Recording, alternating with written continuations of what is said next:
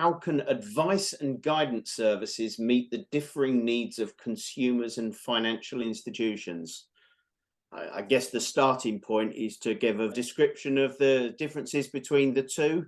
The FCA, first of all, have defined these two areas. And I think it's fair to say that advice is where you're giving a specific recommendation to somebody about a specific circumstance. Usually it will involve a recommendation for example, an investment, stocks and shares, ISA, putting X amount into it and investing into ABC fund. That's broadly advice and certainly a personal recommendation.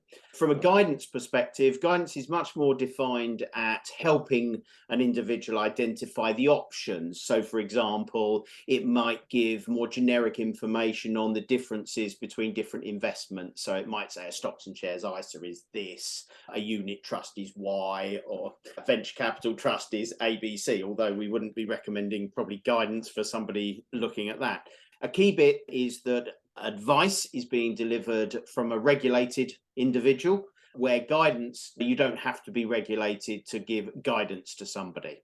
You'd expect to pay a fee if you were getting a personal recommendation or getting advice, whereas guidance is normally free. There are another couple of differences that come down to much more to deal with how complaints and the compensation schemes work. But broadly, that's the two differences between the two. I guess we might as well look at the consumer first and think about what the difference is and how those services meet the needs. From my perspective, I've had a history of delivering advice and personal recommendations to people. But the key bit there being it comes with a fee. And I guess one of the obvious differences from a consumer is, can they get the information that they want from a guidance service to allow them to do whatever it is they're trying to achieve and be much more cost effective? The answer to that is going to usually come down to the complexity of the needs. I have met many people who, if I look back retrospectively, I could sit there and say that person probably, if guidance had been around at that point, would have been an adequate service for them to be able to achieve their needs.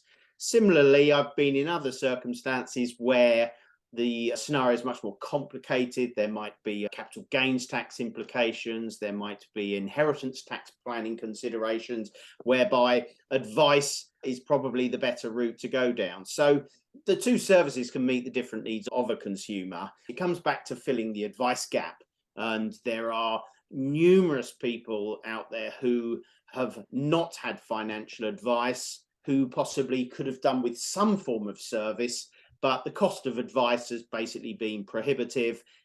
A guidance service could have put them on the right path without needing to incur those costs. That, to me, from a consumer perspective, can be some of the core benefits. I broadly agree around the complexity point.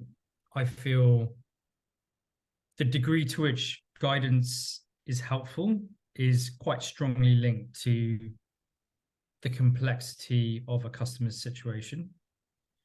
We probably have slightly different opinions on exactly where that line is in terms of just how helpful a service could be.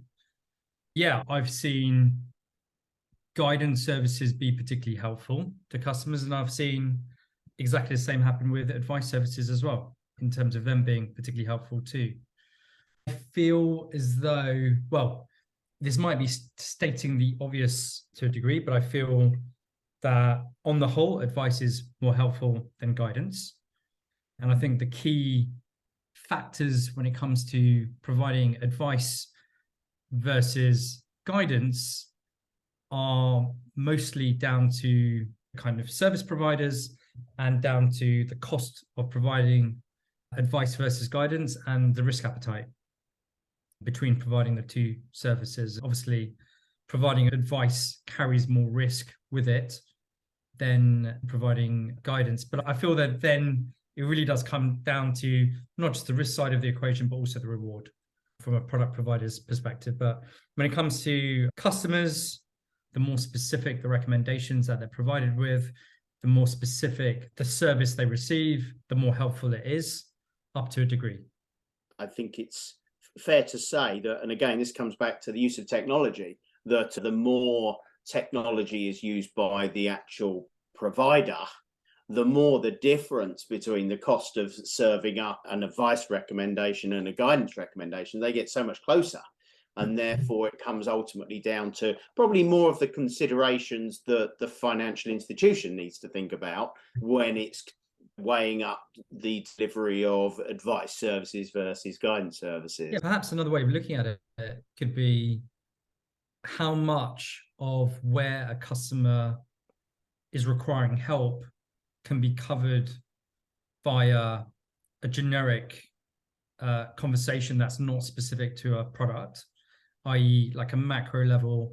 These are the financial planning areas or the product areas that are relevant, that need to be looked at, that deserve attention, versus how much of what a customer needs help with is down to, okay, which specific investment, which specific insurance policy, which specific pension should I be looking at? Help is normally required in both those areas, but I can definitely point to cases where 80-90% of the help required has been at that macro top level rather than the specific product level. I totally concur with that. And I think with the advent of a lot of the stuff that robo-advisors have done, by robo-advisors, I mean technology that is focused in one particular product area, whether it be pension or whether it be an investment solution. I think that's certainly filled a large part of the gap in some of this space. But when I look at it from product provider perspective, I think this is where advisors, personally, I think, can be looking at these two services in a whole new light. I call it the incubator, and lots of financial advisors are always looking for where's their next client from, particularly the larger national advisor firms. People are dropping off at one end and it's a matter of getting them in at the other end.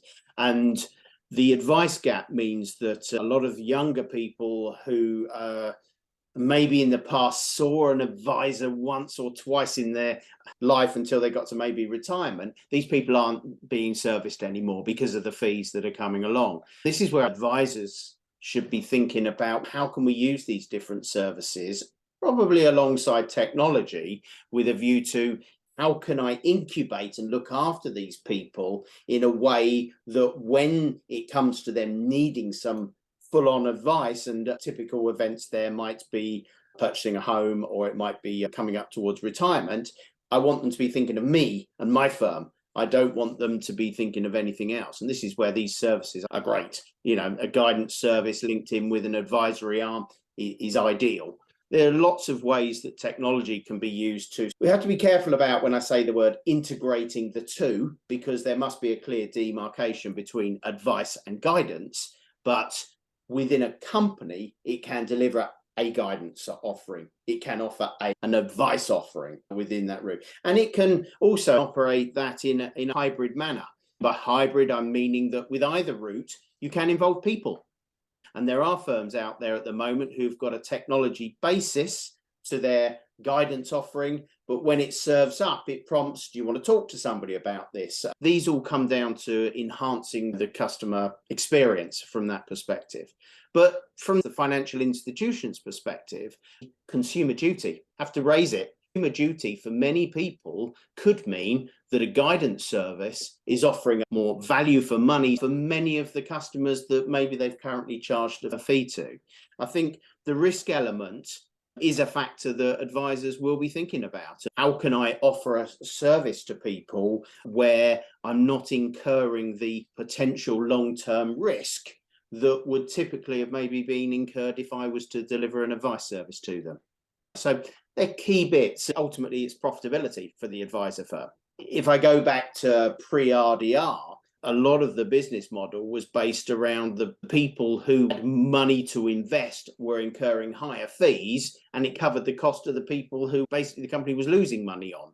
RDR sort of helped in many ways to get a fairer value for money for the customer, but it also enhanced the advice gap that was already starting to appear anyway. So for me, the difference between the benefits to the consumer and the financial institutions are quite different in many ways, but they can be equally put together to complement and meet the needs of both. do you think there are situations and scenarios where it's beneficial for a customer to receive guidance rather than advice? It comes down to the cost. So the answer to that is a definite yes. Yeah, I think there are all scenarios. And I think about people in the workplace and with pensions and retirement planning. That's an area where I think the point of at retirement and those decisions, I'm not convinced that guidance is necessarily the better solution for them. But during that accumulation phase, when they're looking more at, well, what are the benefits of me? Why should I put money into a pension? It's locking it away. What's in it for me? That's perfect for guidance to deliver. And it's actually at the right market as well, because people in the accumulation phase are less likely to have the resources to pay for advice fees. Where do you feel it would make more sense for a financial institution to consider launching a guidance proposition versus an advice proposition? There's a bracket of people when maybe people are first coming into some wealth, and it's not £100,000 plus, which is typically an area where an advisor might want to be in, but it might be in the traditional area that I want to invest for the medium to longer term. I've got £10,000, £20,000, or I've got £200 or £300 a month I want to save. This is classic area where stocks and shares, ISAs, and more collective investments can be utilized. And guidance, I think, can do a pretty good job of delivering a service to people.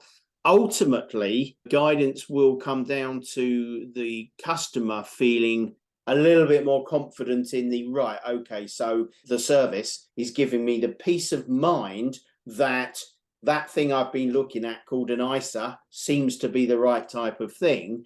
That person has got the confidence to then say, right, okay, I think I'm going to go with this one. And to be fair, a lot of the time, once somebody is at that point in the process, some of the technology and electronic risk profiling processes can do a reasonable job of helping that customer get to the end goal, which is, right, okay, I'm confident from the information I've been given that an ISA is right for me. I've gone through this process and I'm confident that the risk appetite that is being presented to me feels like that's me, sounds like me, and therefore that suggested solution is okay for me, and I can do that on a more execution only basis rather than having to revert to advice. That's the bit that I guess is an added benefit for some. If I, as a firm, have got a guidance offering and somebody goes through that guidance offering, that may in its own right tell somebody, right, okay, I'm comfortable, that was the right service for me. But equally, it might actually confirm, actually for me, I actually think it is going to be worthwhile going for an advice offering and then researching and incurring the costs of fees that go with it. So one can lead into the other, as long as it's very clear to the consumer what they're getting in terms of guidance versus advice. That, I think, is a debate in its own right around that clarification of, does the customer understand the service that they're getting? Looking back at our experience with our direct consumer offering, we had a guidance proposition in the market for quite some time. And when we did launch advice instead of the guidance offering, we did see a pretty significant step change when it came to conversion into products that we were then recommending, I guess, because of that specificity. And I think from speaking with other individuals in the industry, they tend to see the same thing, where in a digital only offering, that increased specificity, particularly when you're not talking about existing customers, you're talking about new customers coming in, and with particular product sets such as savings products, investment products, advice can be quite helpful in driving conversion rates through to those products. Whereas guidance doesn't have such a conversion rate into those types of products. I think there's another line to draw when it comes to complexity, which is the product types, right? I think life insurance products are pretty complicated. Retirement products are pretty complicated, and they themselves necessitate human intervention, either through a hybrid process or more traditional face-to-face advice to help customers navigate through that. Whereas for more simpler journeys, automated advice can go a long way into driving those kind of conversion rates into sales. Regardless of whether somebody is in a guidance or an advice process, a financial institution's job is to give that customer knowledge so that they can make the right decision. And whether that be confirming the specific recommendation they've been given, or whether it be giving them the knowledge to be able to carry on following a guidance operation. It's always been about knowledge. Knowledge is power. So many of the phone calls we had with our customers, and so much of what we hear from the industry is around that kind of reassurance aspect of what people are doing, or reassurance at a point in time where there's nervousness, there's panic in the markets, whatever it may be, around guarding their customers against rash decisions. The Ask the Advisor facility that we offered, I would say 80 to 85% of those calls were all about delivering a bit of reassurance to somebody that what they were already thinking of doing was the right thing. Or similarly, sometimes it was adding some extra information to make them rethink. But knowledge is power, reassurance, absolutely key. Personally, I think that's probably quite a good note to finish off with. Both these services are great for delivering reassurance to people and delivering the right route for their needs. I was just going to ask one more thing. Go for it. There is another element to the customer journey when it comes to these different service offerings, which is around the data collection side. It feels to me, from speaking with financial institutions in the market, that there's this viewpoint that when it comes to providing guidance, the amount of data that needs to be collected in order to generate that guidance is such a small proportion of what's required for generating advice. And you and I have been through this experience whereby it depends on the type of guidance that a firm is looking to generate, but it can actually be quite close to the amount of information that's required for advice. You are exactly right there in that you define the level of guidance that you want to deliver. That has a direct correlation to the level of fact-finding that you might complete. But I think it's a fair comment that the more value you want to deliver in a guidance proposition, the more fact-finding you would do. And therefore, you do get very close to the advice side. Accepting, of course, that if you're a non-regulated firm delivering guidance, then you need to be very clear about where the boundary is between where you can go, and therefore then the level of data that you can justify collecting. Totally agreed. That's all for today's episode of Multiply Talks. If you have any questions or comments, please feel free to reach out to us on social media or our website. And don't forget to subscribe to our video series for more insights and discussions on finance and technology. Thanks for watching, and we'll see you for the next episode of Multiply Talks.